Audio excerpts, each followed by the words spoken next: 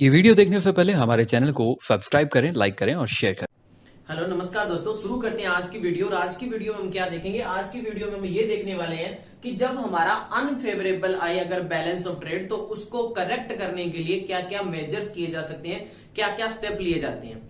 हमने पिछली वीडियो में ये देखा था कि हमारा जो बैलेंस ऑफ ट्रेड है वो ये तो फेवरेबल हो सकता है या अनफेवरेबल। तो फेवरेबल होता है उसके क्या इफेक्ट होते हैं और अनफेवरेबल होते हैं उसके क्या इफेक्ट होते हैं, वो देखा था। तो आज की वीडियो में हम ये देख रहे हैं कि अनफेवरेबल अगर हमारा बैलेंस ऑफ ट्रेड हो तो उसे सही करने के लिए क्या क्या उपाय किए जाएंगे, तो वो जानते हैं। देखो भाई, पहला है एक्सपोर्ट प्रमोशन। कि अगर हमें लगता है कि हमारा बैलेंस ऑफ ट्रेड क्या है, अनफेवरेबल आया है, तो अनफेवरेबल को करेक्ट करना है, यानी कि फेवरेबल में करना है।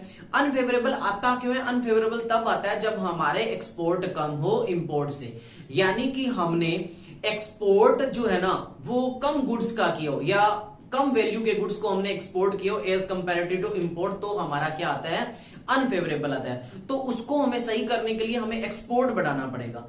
तो एक्सपोर्ट ही एक ऐसा जरिया, अगर एक्सपोर्ट हम बढ़ाएंगे तो सबसे बेस्ट जरिया तो यही है कि अगर हम एक्सपोर्ट बढ़ाएंगे तो अपने आप ही फेवरेबल हो जाएगा। तो एक्सपोर्ट बढ़ाने के लिए गवर्नमेंट फिर स्टेप लेती है। क्या करेंगे? इसमें भी इसमें एडवर्टाइजमेंट दी जाएगी, इसके अंदर और क्या जाएगा, उनको कंसेशन प्रदान की जाएगी। जो भी एक्सपोर्टिंग से रिलेटेड डीलर है, जो भी कंपनीज है, उनको कंसेशन दिया जाएगा, छूट दिया जाएगा कि भैया आप दो। गवर्नमेंट एडवर्टाइजमेंट निकालेगी, नहीं कि आप एक्सपोर्ट को बढ़ाओ, हमारी तरफ से ये स्कीम है वो स्कीम है। मतलब वो एक्सपोर्ट को बढ़ाने के लिए जी जान कोशिश करेगी गवर्नमेंट अपनी, क्योंकि एक्सपोर्ट बढ़ेगी तो अपने आप ही हमारा फेवरेबल हो जाएगा ट्रेड। ठीक है। और इसके अंदर क्या किया जाएगा? इसमें नए नए इंफ्रास्ट्रक्चर तैयार किए जाएंगे, creating new infrastructure. Creating new infrastructure का मतलब ऐसी कंपनीज, ऐसी इंडस्ट्री तैयार की जाएगी जो ज्यादा से ज्यादा बढ़ावा दे किसको? एक्सपोर्ट को।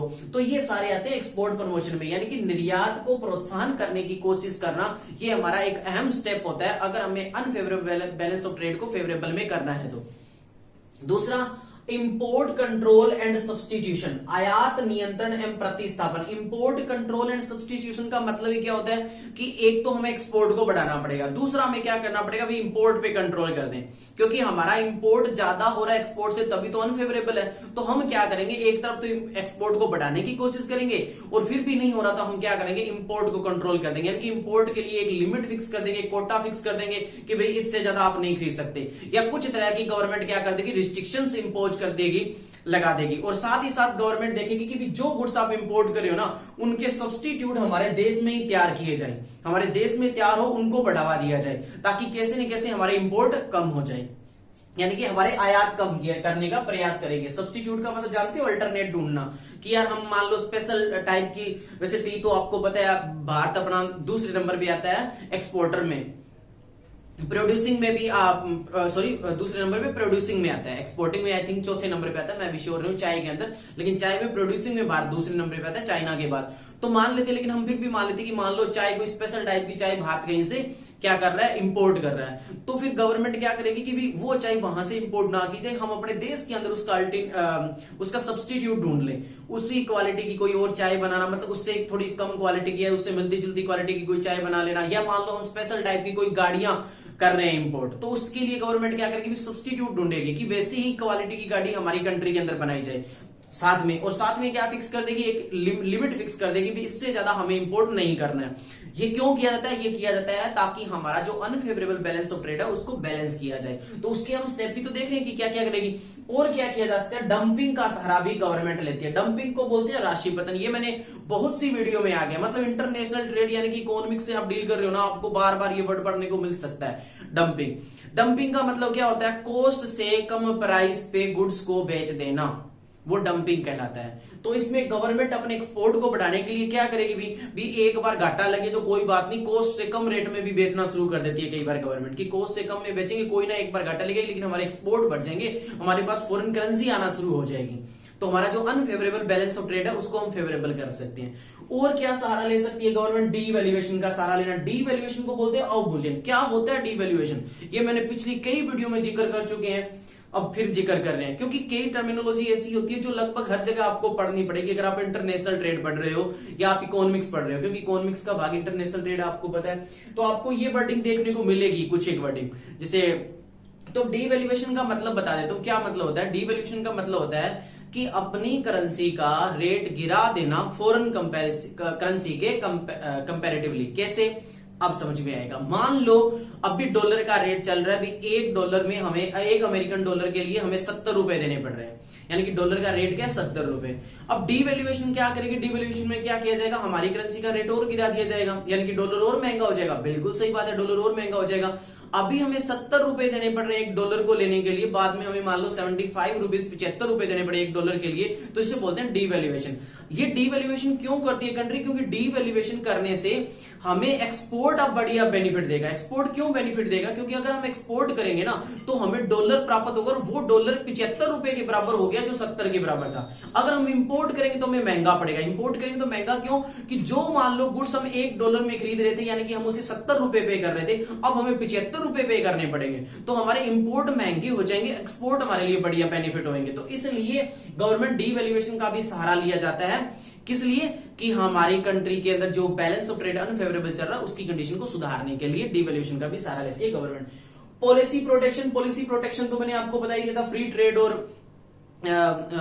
और कौन सा बताया था भाई, ये प्रोटेक्शन ट्रेड। फ्री ट्रेड और प्रोटेक्शन ट्रेड में मैंने आपको ये बताया था कि पॉलिसी प्रोटेक्शन का मतलब क्या था, संरक्षण नीति। अब प्रोटेक्शन का मतलब ये होता है कि भाई आप प्रोटेक्ट करना शुरू कर दो, आप रिस्ट्रिक्शन लगा दो कि हम हमारी कंट्री के अंदर ज्यादा इंपोर्ट नहीं होने देंगे, हमारी कंट्री ज्यादा इंपोर्ट नहीं करेगी। इंपोर्ट के ऊपर एक लिमिट फिक्स कर देना, कोटा लगा देना, रिस्ट्रिक्शन लगाना, तो इसको बोलते हैं प्रोटेक्शन की नीति। कि आपने रिस्ट्रिक्शन लगा दी, लिमिट फिक्स कर दिया, कोटा फिक्स कर दिया, तो दूसरे देशों से आप कम खरीद पाओगे, दूसरे देश आपकी कंट्री में बेच ही कम पाएंगे, तो अपने आप ही आपके इंपोर्ट कम हो जाएंगे। तो ये भी एक स्टेप लिया जा सकता है, लेकिन ये स्टेप ज्यादा अच्छा नहीं माना जाता, इतना अच्छा नहीं है ये स्टेप, ठीक है।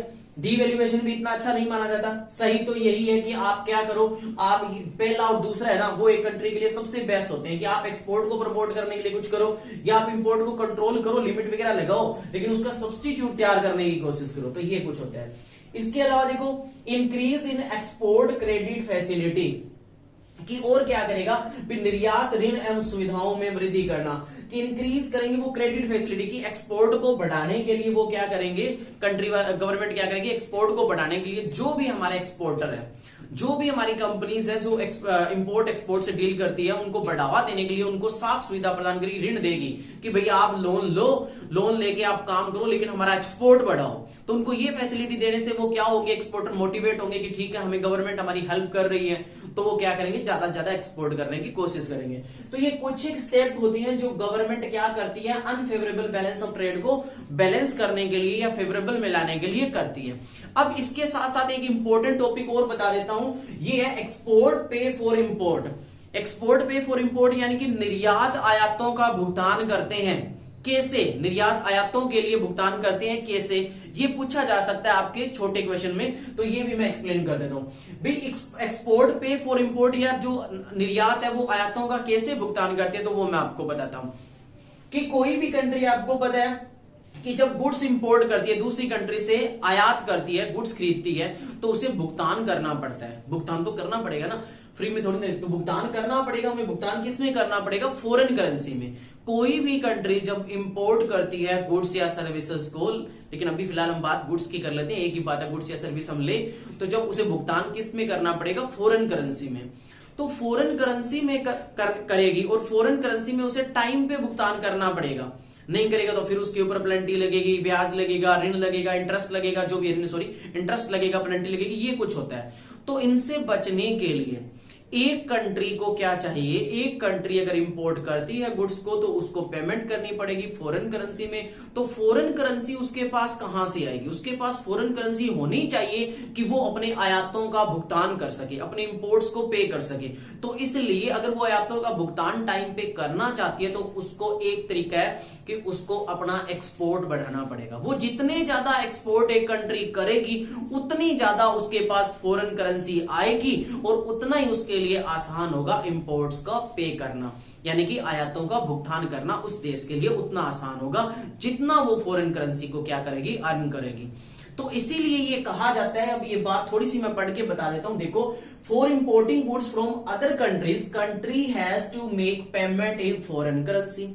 ये बात होगी अपनी कि इंपोर्टिंग गुड्स इंपोर्ट करने के लिए एक कंट्री को पेमेंट करनी पड़ेगी फॉरेन करेंसी में, in order to make payment, और पेमेंट पूरी करने के लिए in time we should have sufficient amount of foreign exchange, हमारे पास फॉरेन एक्सचेंज होने चाहिए सफिशिएंट, और वो सफिशिएंट हमारे पास कहां आएंगे, थ्रू एक्सपोर्ट से आएंगे। अगर हम एक्सपोर्ट कर रहे हैं तो हमारे पास फॉरेन करेंसी आएगी, फॉरेन करेंसी आ जाएगी तो हम भुगतान भी कर देंगे। तो इसीलिए ये कहा जाता है कि आपके एक्सपोर्ट क्या करते हैं, पे फॉर इंपोर्ट, यानी कि निर्यात आयातों का भुगतान करते हैं। तो आई होप ये दोनों टॉपिक समझ में आ गए होंगे। मिलते हैं एक नई वीडियो में नए टॉपिक के साथ। जय हिंद, जय भारत।